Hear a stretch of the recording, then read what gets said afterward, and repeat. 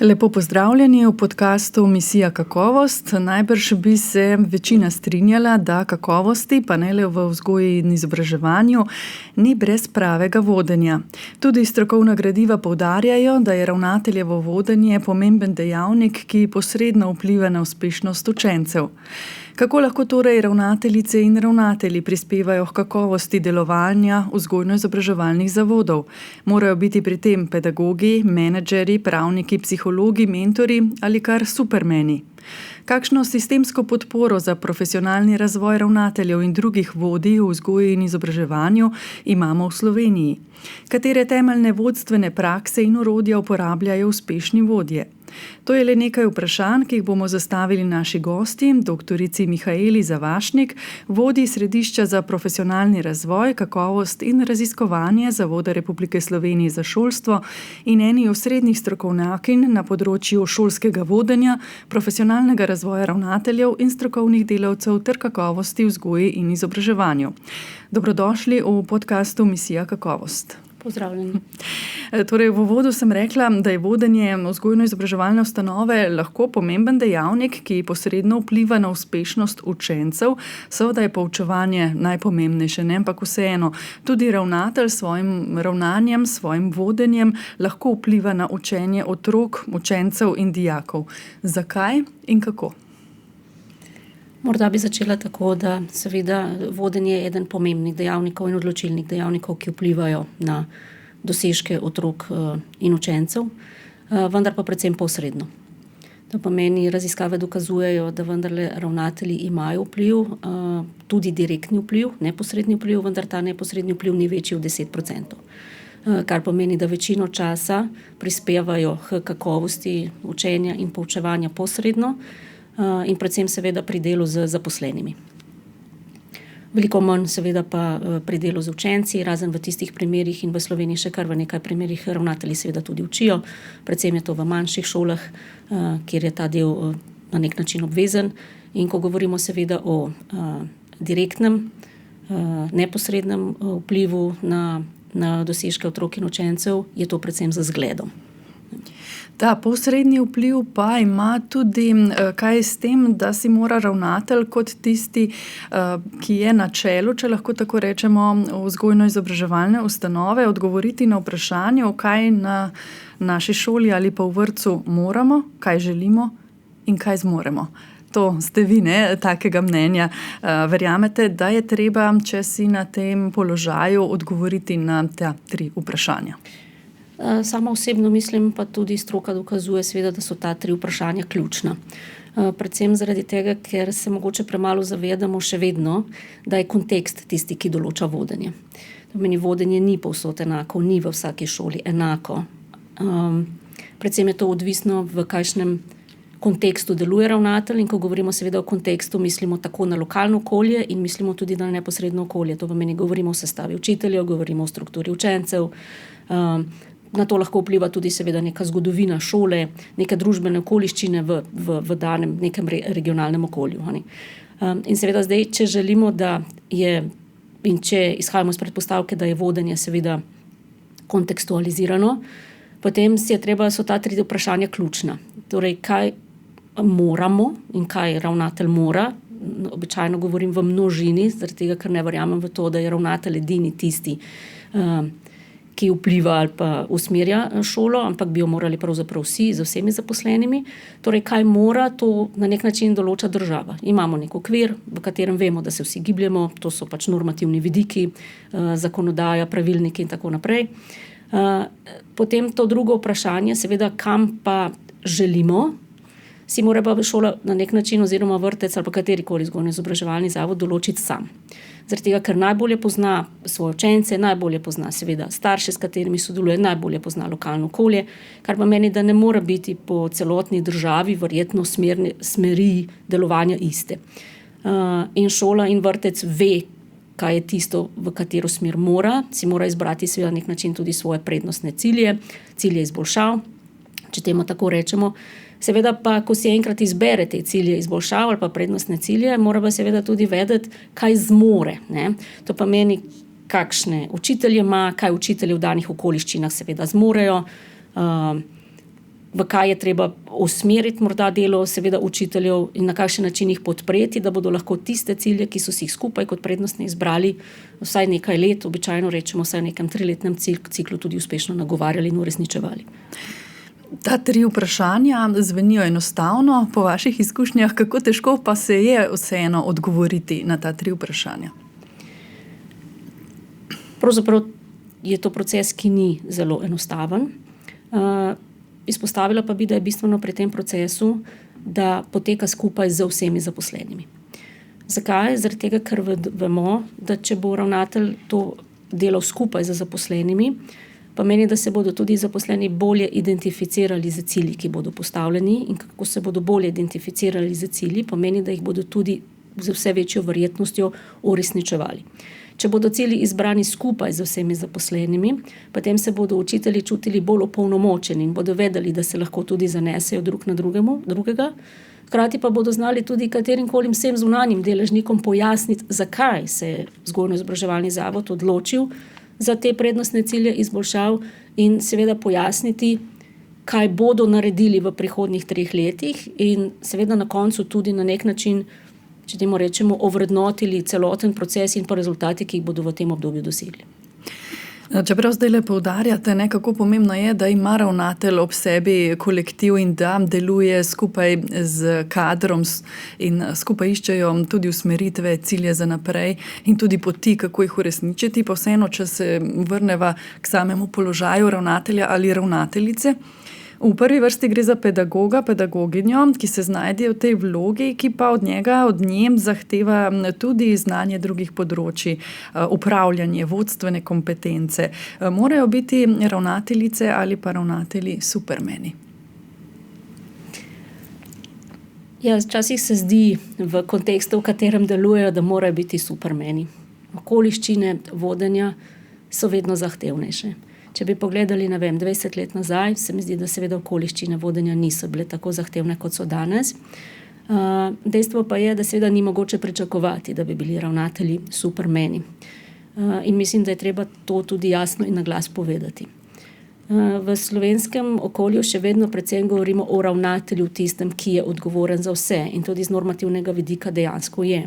V boljših sistemih seveda imajo te odgovornosti zelo jasno in natančno razdeljene. To pomeni, ve se, zakaj je odgovoren ravnatelj, ve se, zakaj je odgovoren učitelj, ve se, do katere meje, kje lahko vstopajo starši, naprimer, in kje se seveda ta meja zaključi. Sama pogosto govorim veliko raje kot o ravnatelju in o ravnateljevanju. V slovenščini pač imamo te jezikovne ustreznice. Govorim o vodenju v vzgoji in izobraževanju. Namreč verjamem v to, tudi znanost in stroka gresta že z leti v to smer, da vodenje se odvija na različnih ravnih. Sicer imamo neko osebo, v tem primeru pač ravnatelja v Sloveniji, ki je odgovoren za vse, ampak ne znam si predstavljati danes vodenja v kakovostni šoli, kjer ne bi ravnatelj imel okoli sebe neko skupino ljudi, lahko temu rečemo vodstveni tim, razvojni tim, vodstvo šole, pojmovanja so zelo različna, katerim neki skupini ljudi, ki seveda skupaj z ravnateljem deluje. Učitelji mi pogosto tudi zamerijo, ker rečem, da so tudi oni vodje. Jaz mislim, da so oni vodje učitelji vsak dan, vsakih 45 minut. Ampak se raje seveda okličejo zato, da so seveda učitelji. V Sloveniji imamo tudi ogromno drugih vodij znotraj sistema, ki pomembno prispevajo k kakovosti šole. Od razrednikov kot vodij do vodij aktiva, učiteljskega zbora, vodij projektov, komisij za kakovost, timov za kakovost. In zdi se mi pomembno to ozaveščanje, da vodenje seveda se odvija v skupini, širši skupini, kjer je več ljudi skupaj in ne samo ravnatelj. Tukaj govoriva že o teh terminih, ki se pojavljajo v strokovni literaturi, torej distribuirano vodenje, srednje vodenje. Kako dobro je to že razvito pri nas, glede na to, da ste povedali, da uradno, formalno je vseeno ravnatelj, ravnateljica odgovoren za vse. Kako pa je to mogoče v tujini oziroma v kakšni drugi državi urejeno? Imajo ta sistem bolj razvit? Zdaj v Sloveniji seveda se pojem srednjega vodenja še zdaleč ni prijel. Seveda je to tudi termin, ki izhaja morda bolj iz nekega anglosaksonskega sveta. Sami ste povedali, da v glavnem v tujini uporabljamo tudi pojem distribuiranega vodenja, deljenega vodenja, sodelovalnega vodenja. To so neke različice, to pomeni neki pridevniki, ki jih dodajamo besedi vodenje.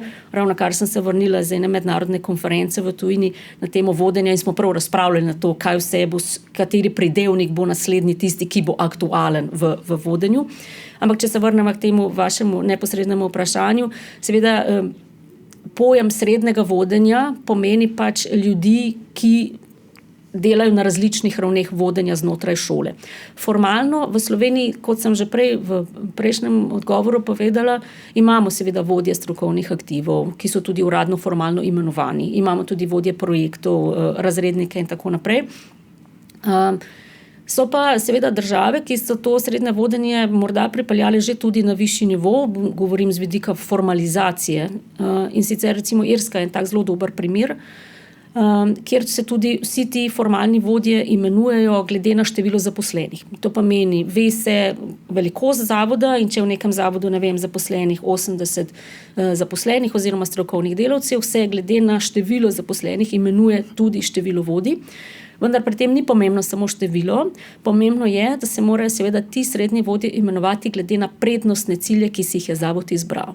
To pomeni, če si bi recimo zavod izbral kot prednostni cilj bralno pismenost, kot enega izmed ciljev, potem bi seveda v tej se med srednjimi vodji in med to ožjo skupino vodstveno izbralo seveda ljudi, ki so, na tem področju močni, ki seveda to področje poznajo, ki bi lahko seveda pomembno pripomogli tudi seveda potem pomagali ostalim strokovnim delavcem.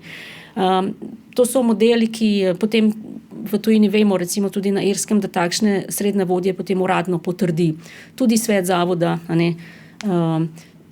potekajo izobraževanja v tej smeri, saj vemo, da srednji vodje, tudi če so zelo močni na nekem svojem ožjem strokovnem področju, še ne nujno pomeni, da so pa seveda tudi opolnomočeni prav za vodenje in za delo z odraslimi, tako da v tujini vzporedno s tem tudi tečejo izobraževanja za srednje vodje, kar smo pa tudi že v Sloveniji zelo pomembno napredovali, to bi pa morda poudarila, in Slovenija je zelo visoko kotira, če temu rečem na takšen način, v mednarodnem okolju glede podpore ravnateljem. Smo recimo že leta 2015 v šoli za ravnatelje lansirali program vodenja strokovnega aktiva, pa zdaj imamo recimo že zadnjih 5 let tudi program Postani uspešen srednji vodja, kjer pomeni, da tudi te srednje vodje želimo in jih opolnomočimo za vodenje. Ja, v Sloveniji imamo uveljavljen sistem podpore ravnateljicam in ravnateljem. Pogoj tudi za imenovanje je namreč opravljen program Šola za ravnatelje in ravnateljski izpit. Poleg tega je na voljo okoli 1000 različnih izobraževalnih programov na leto, ki jih razpiše Ministrstvo za vzgojo in izobraževanje. Na voljo je tudi kar nekaj strokovnih gradiv. Pa bom vseeno vprašala, kako dobro so slovenski ravnateljice in ravnatelji in njihova pomoč usposobljeni za ta položaj. Zdaj, če se vrnemo nazaj k programom, ki jih v bistvu ponujamo, Slovenija se umešča v tisto skupino držav, ki imajo že zelo dolgo obveznost tako imenovanega ravnateljskega izpita za vodenje, kar je pohvalno. V tujini so se že v preteklosti in se še danes vedno obračajo tudi na nas v Sloveniji. Mi smo namreč že leta 1995 lansirali prvi program Šola za ravnatelje in ravnateljski izpit in nas v tem oziru to umešča med prvih 10 tudi držav OECD. To je program, ki obsega 144 kontaktnih ur, kar pomeni, da traja eno koledarsko leto.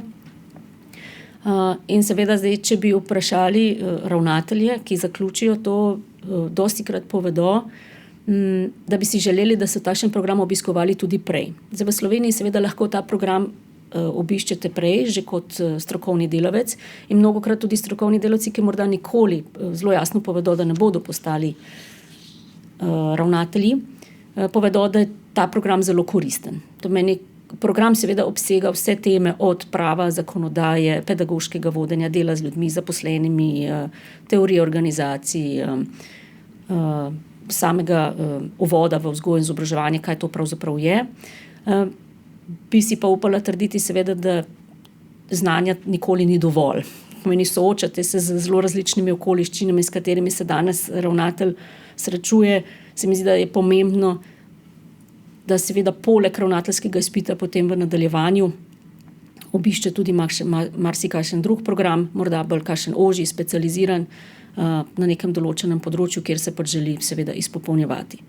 Je pa logično, da bi si predstavljam tudi jaz sama kot vodja in izhajam iz pedagoških vod, imam največji primanjkljaj ali pa čutim največji primanjkljaj na tistih področjih, kjer se primarno nisem izobraževala, kar pomeni, da si seveda želim, da bi se opolnomočila na tem področju in je pogosto to seveda, zakonodaja, prava, finance in te stvari.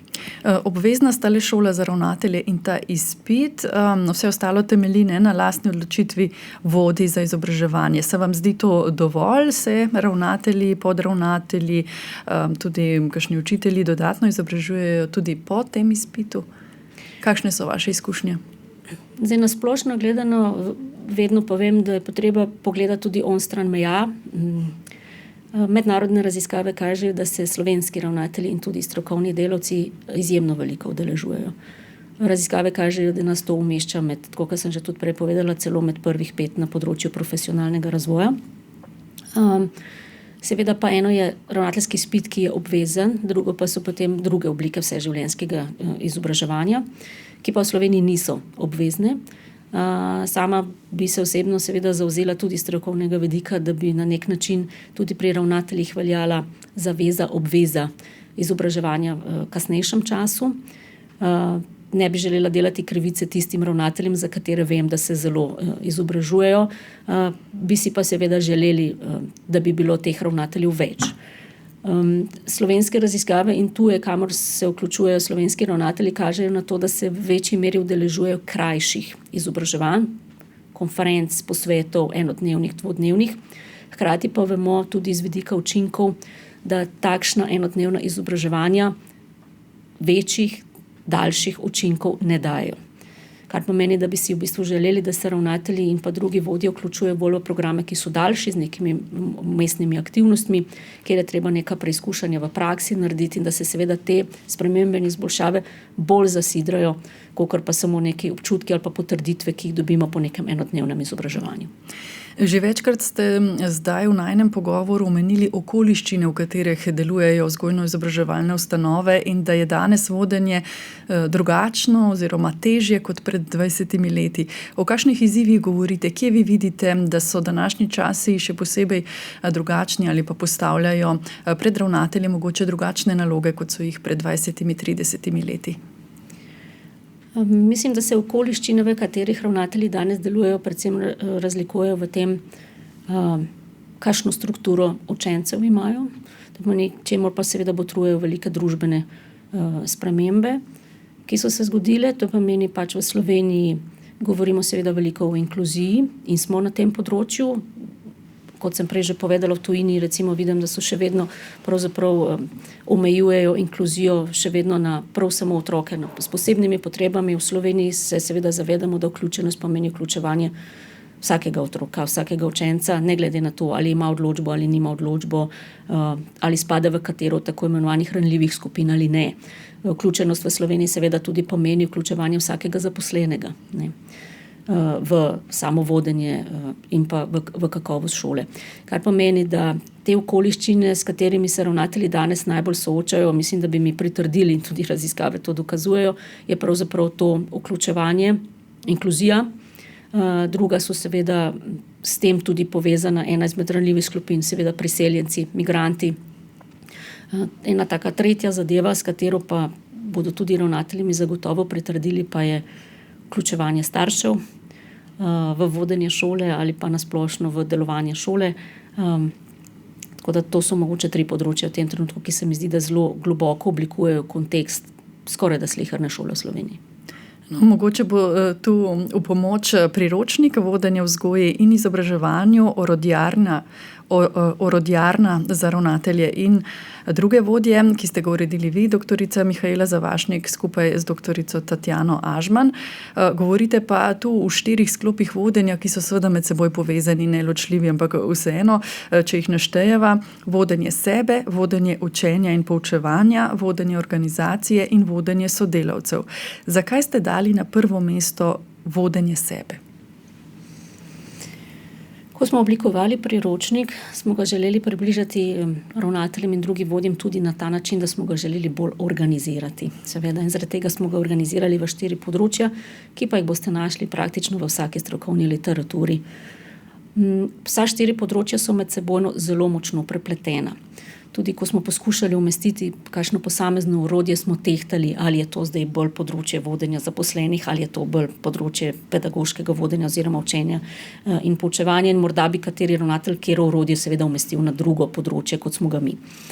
Hkrati pa seveda vprašanje, ki ste mi ga zastavili, zakaj vodenje sebe na prvem mestu. Zaradi tega, ker mislim, da mora vsak vodja najprej izjemno dobro poznati sebe, zato da bi lahko vodil druge.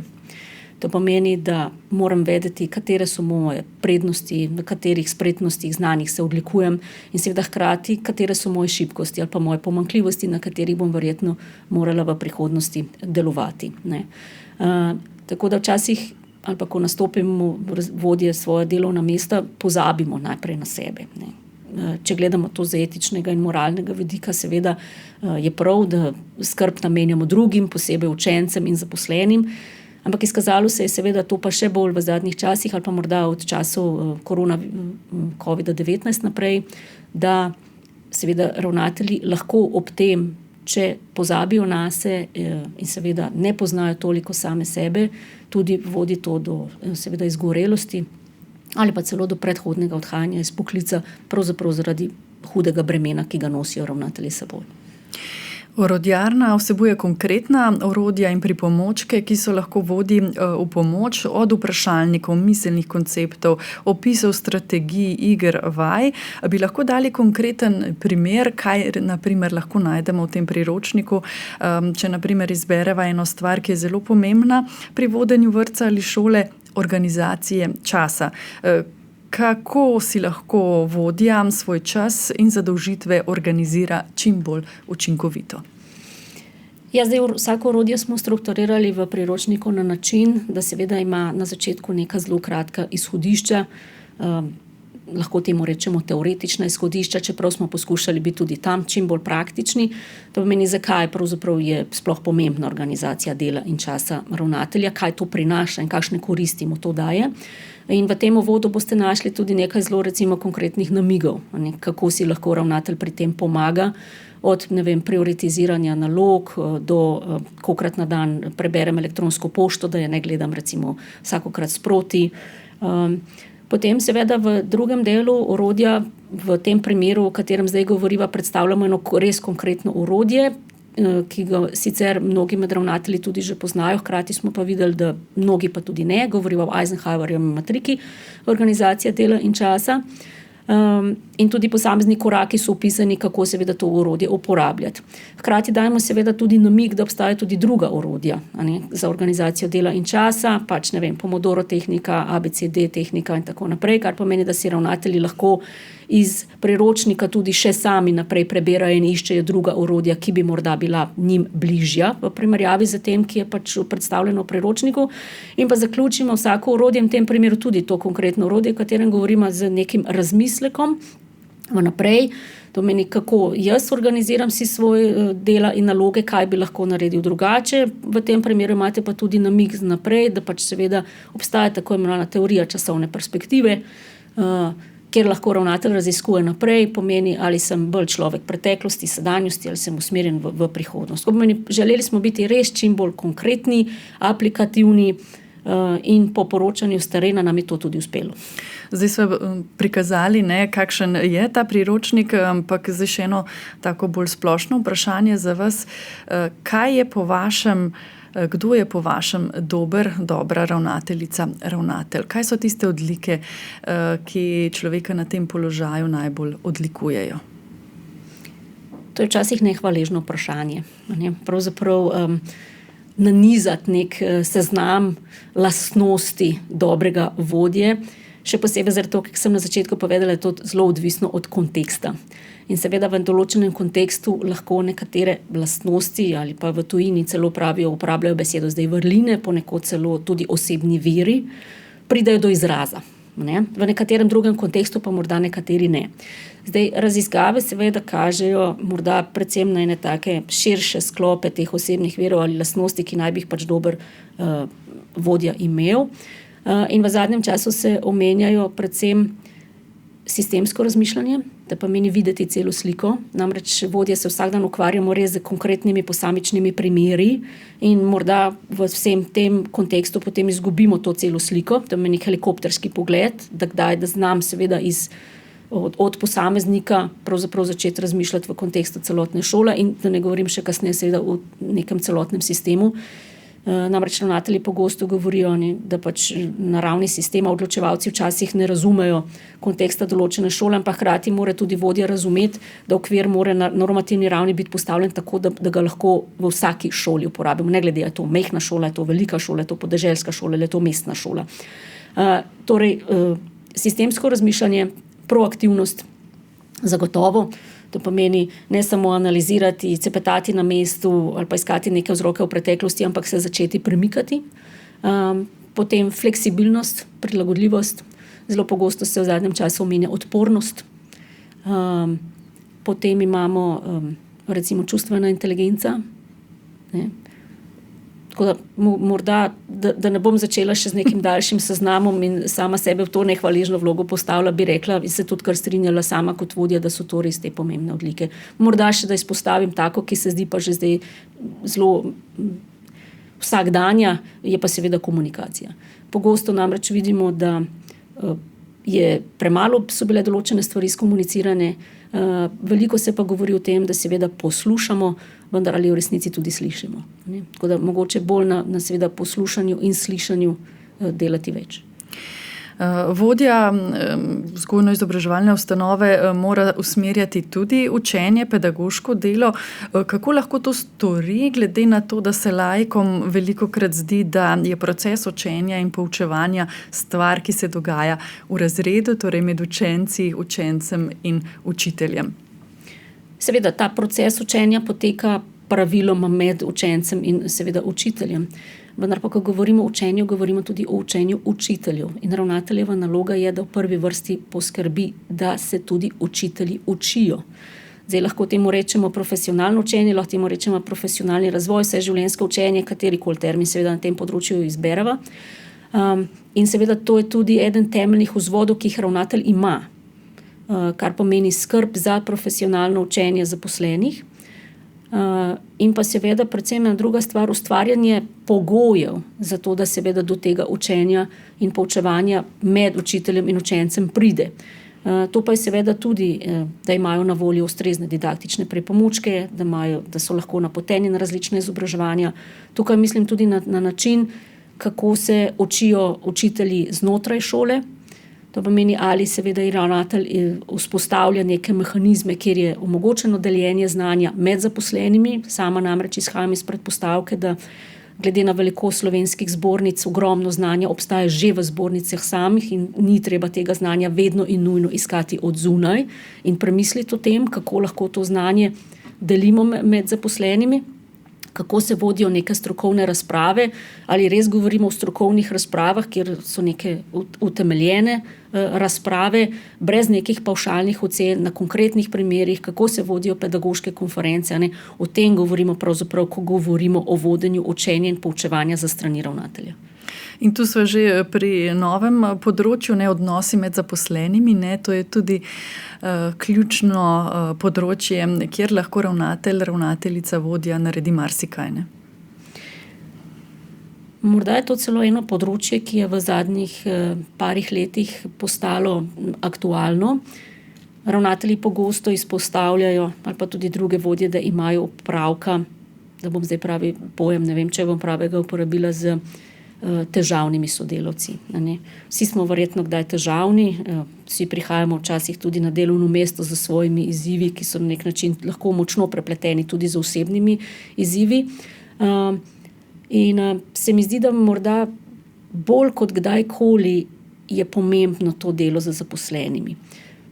Sama si to predstavljam na način, da imam svoja vrata, če se le da, vedno odprta.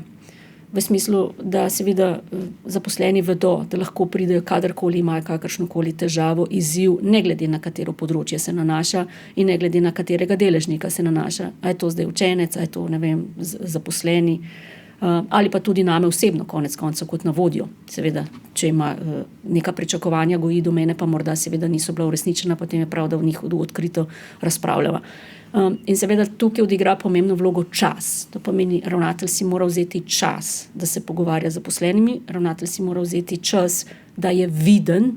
To pomeni, ne predstavljam si ravnatelja za zaprtimi vrati, ki se morda samo enkrat na dan sprehodi po šoli, ampak da dejansko res aktivno izkoristi odmore, tam, kjer ima učitelje v zbornico, prihaja v zbornico in je odprt za takšne zadeve. Prej smo govorili o drugačnih okoliščinah vodenja kot pred desetletji. Mogoče, zdaj smo povedali tudi težavni sodelavci, tudi recimo položaj ali pa okoliščine so takšne, da se ravnatelji, ravnateljice, vodje ne soočajo lahko mogoče s pomanjkanjem strokovnega kadra, z bolniškimi odsotnostmi, z raznolikostjo zaposlenih. Vemo, lahko tudi študenti že delajo v pedagoškem poklicu. Kako tukaj uravnavati to oziroma skrbeti, da pa bodo odnosi med zaposlenimi dobri in da nekako bo šola šla in zaposleni seveda skupaj z njo vsi, da gremo nekako v isto smer, ker to najbrž je pomembno, da je vizija postavljena in da grejo vsi zaposleni nekako izsledijo. Zdaj, na začetku tega pogovora sva govorila ravno o tem, nekako pomembno je, da se skupaj z zaposlenimi postavlja ta smer in te cilji izboljšav. V primeru seveda, da so se postavljeni skupaj, pomeni, da bodo zaposleni bolj verjeli vanje, v tem primeru bodo tudi veliko bolj sodelovali, si bodo medsebojno zaupali.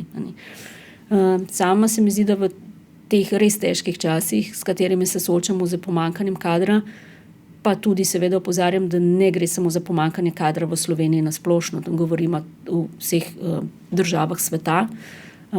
Ravno ta vikend, kot sem povedala, smo govorili tudi o tem, v vseh državah se soočajo s tem in seveda vzpostavljajo zelo različne mehanizme, kako bi naredili ta poklic seveda bolj privlačen. In seveda, če kdaj, zdaj se mi zdi zelo pomembno, da ko prihaja do tega, ko prihaja do obremenitev, ko prihaja do velikega števila nadomeščanj,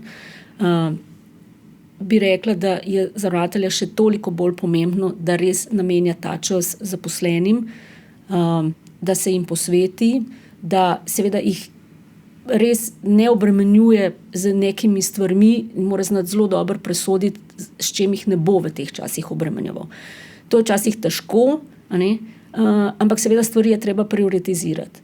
In to se mi zdi, da morajo zaposleni vedeti, zakaj je neka odločitev bila taka, kje se lahko drugega podpremo. Zdi se mi, da mogoče v slovenskih šolah še vedno premalo tega, da se lahko obrnemo takoj drug na drugega, da je to zaupanje zelo pomembno, ker potem je lažje. Si vzamem čas, se ne gre za to, da bi morala problem v tistem trenutku rešiti, ampak da imam nekoga ob sebi, ki mu lahko zaupam, povem, z njim delim neke poglede, neke težave, pa potem morda se že zdi, da je vse bolje. Zdaj, da nekako zaključiva najin pogovor. Za konec, se vam zdi, da v Sloveniji znamo vzgajati vodje? Ne bom odgovorila direktno, ali jih znamo ali jih ne znamo. Mislim, da moramo delati na tem, da vzgajamo vodje. Zdaj, če izhajamo iz tega, včasih me ljudje vprašajo, ali se vodja rodi ali se vodja naredi. Bi rekla, da glede na vso strokovno literaturo in glede na lastne izkušnje, bi rekla, da gre za kombinacijo obojega. To meni zagotovo obstajajo, tako kot pri vsakem od posameznikov, neke predispozicije, kjer smo močni, imamo morda nekih teh nastavkov, ki se začnejo gojiti že relativno kmalu. Včasih pozabimo, da so se neke vodstvene odlike začele že v zgodnjih letih, v vrtcu ali pa v osnovni šoli, če res dobro pomislimo na to, in kako so se kasneje razvijale. Predsednik razreda in podobno. Tako je, ja, predsednik razreda. In se mi zdi, da pa premalo je pa morda nekega načrtnega načrtovanja nasledstva. prav zaradi tega se mi zdi tako pomembno, kot smo na začetku že izpostavili, da seveda ne govorimo samo o ravnateljevanju, ampak govorimo o vodenju. In s tem, ko v bistvu že delamo neko skupino ali pa imamo vzpostavljeno neko skupino vodij različnih skupaj in okoli sebe na šoli, pomeni, da na nek način že tudi vzgajamo verjetno svoje neke naslednike v prihodnosti. Je pa v Sloveniji seveda ravnatelj, če mu rečemo zelo preprosto, na mandatu, kar pomeni na prepihu seveda vsakih toliko let. In se mi zdi, da morda je še to toliko pomembno, da vemo, kakšne ravnatelja si pravzaprav želimo. Tudi kakšnega ravnatelja ne samo v posamezni šoli, ampak tudi na ravni sistema. S kakšnimi odlikami želimo, da to seveda vzgoja in izobraževanje in sistem kot celota se pelje naprej. Prej ste sicer povedali, da je Slovenija v tem sistemu podpore vodjam vzgojno-izobraževalnih ustanov na odličnem mestu oziroma v samem vrhu, ne? Pa vseeno, vi mogoče kje vidite še, da bi se dale stvari izboljšati, da bi nekako ta sistem še podkrepili oziroma še okrepili? Zagotovo mislim, da bi bilo potrebno razmisliti o tem, da je morda ravnateljski izpit potrebno opraviti dejansko pred samim nastopom. V tem trenutku vemo, da je zakonodaja naravnana tako, da ga seveda lahko bodoči ravnatelj opravi seveda predhodno ali pa seveda v enem letu od imenovanja. Pogosto pa vemo tudi v praksi, če je to takrat ob imenovanju v tistem letu, ko se seveda že ravnatelj sooča z tako ali tako številnimi izzivi in mora ob tem še neko intenzivno izobraževanje opravljati, da je to lahko zelo zahtevno. Zato se mi zdi, da bi verjetno morali razmišljati v smer, da bi to bilo obvezno pred tem, seveda pa ne verjetno predolgo obdobje pred tem. Seveda to zdaj, da je to optimalno obdobje načrtovanja, se včasih niti ne vemo, ali bomo kandidirali in kdaj bomo seveda kandidirali. Moram pa reči, da že zdaj več kot 70% kandidatov na letni ravni seveda opravi to izobraževanje pred tem. In ti seveda povedo tudi na nek način, kako so bili hvaležni, da so ga opravili prej. Tako da to je zagotovo ena izmed usmeritev morda v prihodnosti. Druga taka stvar pa se mi zdi, da bo potrebno vedno bolj tudi na Zavodu za šolstvo, seveda, kjer že veliko delamo tudi na terenu, ampak približati izobraževanje še bolj na regionalni ravni. To pomeni približati ravnateljem. Verjetno ne bomo morali več razmišljati samo o tem, da bodo ravnatelji prihajali na neke konference ali pa da bomo centralizirano vodili to vrstne stvari, ampak kaj lahko pri nas, recimo na Zavodu za šolstvo, območne enote, ki jih imamo 9 in so zelo močno pozicionirani, mislim, da lahko nudijo veliko podporo, še intenzivira to podporo na samem terenu, v bližini, v lokalnem, v regionalnem okolju. In pa razmisliti o tem, seveda, da so se tako v svetu, kar tudi kažejo različne prakse v tujini, ravno zaradi tega, ker je vodenje postalo tako kontekstualizirano, katere oblike oziroma ponuditi takšne oblike, ki ne bodo več masovne, ampak v manjših skupinah, morda v nekaterih primerih celo 1 na 1, za konkreten primer neke šole v konkretnem okolju. To pomeni izobraževanje tudi bolj in usposabljanje bolj individualizirati. Doktorica Mihaela Zavašnik, za konec vaš nasvet vodjem vzgojno-izobraževalnih ustanov, mogoče v enem stavku, kaj jim polagate? V enem stavku bom zagotovo težko povedala. Na splošno bi rekla, da so slovenske šole dobre. To kažejo tudi ne glede na to, seveda, da recimo nekatere mednarodne raziskave kažejo upad seveda nekega znanja, pa kažejo upad tudi v zelo velikem delu vseh drugih držav. Tako da bi si upala trditi tudi, da seveda slovenski vodje delajo dobro. Če pa bi morala izpostaviti eno stvar, kaj je tisto, kar pač naj bi vodja v teh časih si veliko časa vzel, pa bi rekla predvsem, da ne si vzame veliko časa za zaposlene. Vem, da to terja veliko napora in energije, ampak prisluhniti človeku, težavam, izzivom, ki jih ima, se mi zdi, da lahko na dolgi rok, to pomeni ne na kratki rok, ampak na dolgi rok pravzaprav pomeni eno zelo veliko težo šoli, da se bo seveda razvijala v pravo smer. Doktorica Mihaela Zavašnik, vodja Središča za profesionalni razvoj, kakovost in raziskovanje Zavoda Republike Slovenije za šolstvo. Najlepša hvala za pogovor in uspešno delo še naprej. Hvala za povabilo.